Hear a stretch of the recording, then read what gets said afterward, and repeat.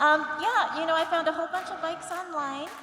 I've chosen my top 5 that I want you to buy for me. Let me ask my mom, or better yet, Mr. Mime. Yeah. I would tell Brock, hey, just dial it back a little bit. I would say to Mewtwo, you need to work the upper body next time you're at the gym. Yeah. Work on the biceps in particular. The chest needs some work. Yeah. The thighs you can leave alone for the rest of your life. So ladies and gentlemen, I'm going to shut up. Please welcome your Pokémon cast!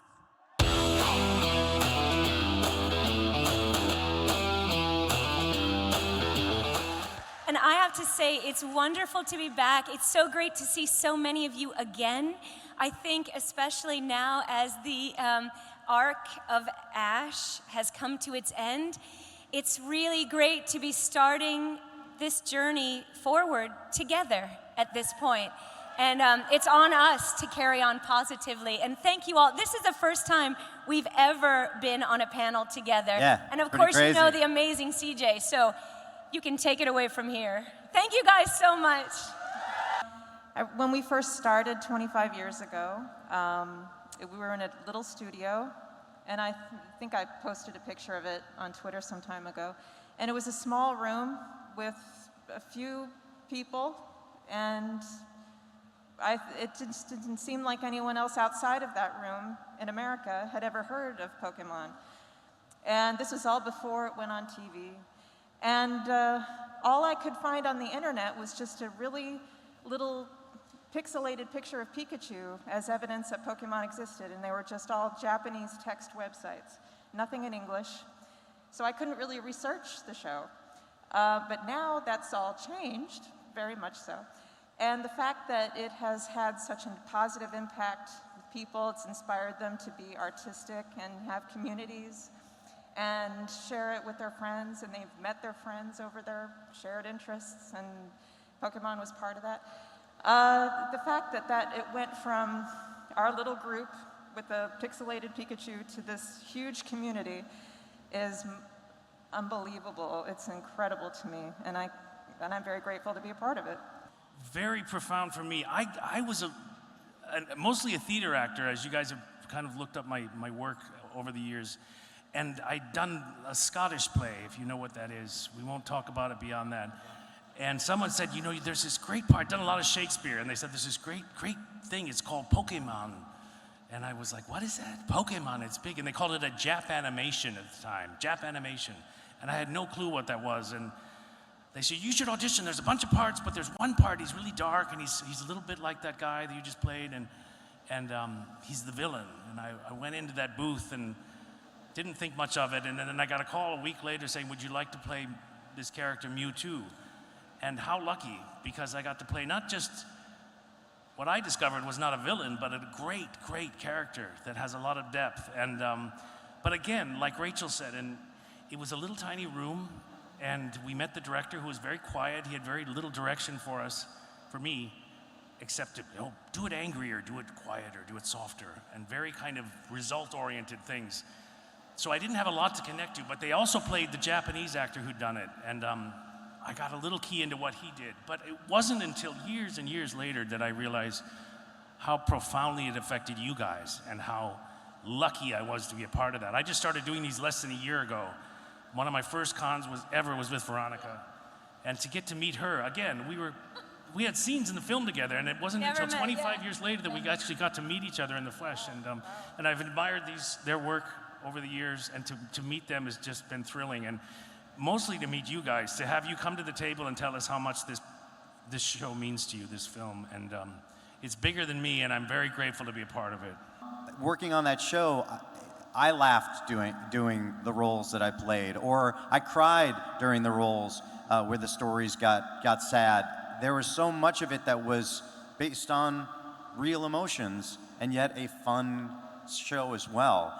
And to see the fandom all these years later, people cosplaying as characters that I voiced. I have a little action figure of Brock and an action figure of James that sit on the mixing board in my studio at home because they need to always be with me. And even if it's been many years since I've actually officially voiced those characters, this is part of my life. You have changed my life so much with your support of my work as well and our work. And I'm just so flattered and so humbled that this is 25 years later and we're still watching this stuff and trying to figure out how a frying pan can be a drying pan. How does Misty feel about Ash not giving her a new bike? Wait, are we still talking about that old thing? I mean, Ash. Hello, over here. Misty, yeah? right here. I think I can hear you. Yeah, I'm right here. Oh, hey, You can't. Misty. Hello. Moving target. Yeah, I found a whole bunch of bikes online. I've chosen my top 5 that I want you to buy for me. And you choose one of them, and I'll tell you whether or not you're going to buy it. If you pick one and I don't like it, then I'll just control everything. Awesome, Misty, because mostly we barter here, and I have no money. Yeah. Let me ask my mom, or better yet, Mr. Mime.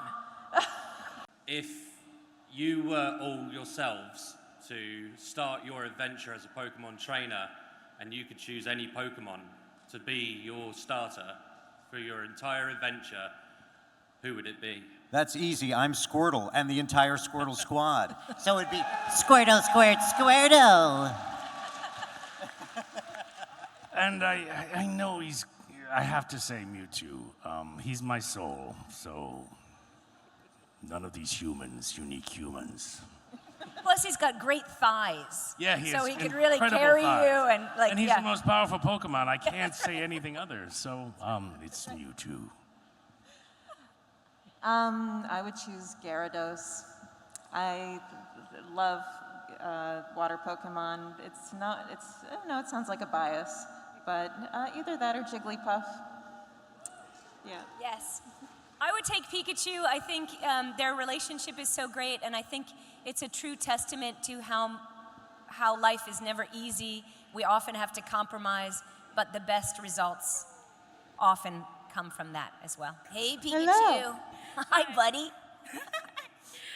My name is Jane, and my question is, if you had the chance to meet the characters that you voiced, what would you say to them? Good job. Good job. You've done so well, Ash. Eric would be saying this to No, Brock, right? I am Delia. I would tell Brock, hey, just dial it back a little bit. You know how to cook, you know how to clean, you're a good guy. If you just dialed it back, you would probably find that partner you were looking for. And with James, I would say, I understand the collection of the bottle cap stuff. I'm a collector of things too, but just don't become a hoarder. That's what I would tell him. Know when to let go. Yes. I would say to Mewtwo, you need to work the upper body next time you're at the gym. Yeah. Work on the biceps in particular. The chest needs some work. Yeah. The thighs you can leave alone for the rest of your life. And to Dr. Fuji, I would say thank you for creating Mewtwo, because but again, upper body. But quick question is, what's your favorite line you've said in your reprised roles throughout the series? I'll just use my trusty frying pan as a drying pan. I have to say the same. I know it's repetitive, but it is what you do with the gift of life that determines who you are. Prepare for trouble.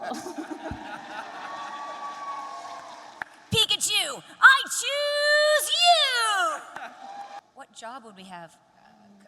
I think I might work in research, because I used to do that. I used to wear a lab coat and work in a lab, and I probably would be a Professor Oak kind of, or Oak adjacent character.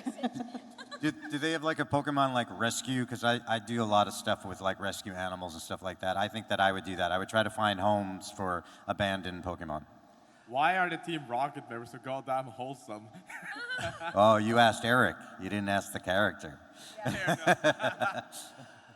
I think for Mewtwo, he'd be some kind of spiritual advisor for people. I think he'd find a way to offer advice to people on some level. Or he might even go into some sort of organized religion. I don't know. Mewtwo religion. And he would be working people out at the gym constantly. Yeah, leg day. I think I would hope to be able to become a master and then a master mentor along the way. to help people and maybe help them learn how to read maps. It's quite handy in the Pokemon world. Yeah.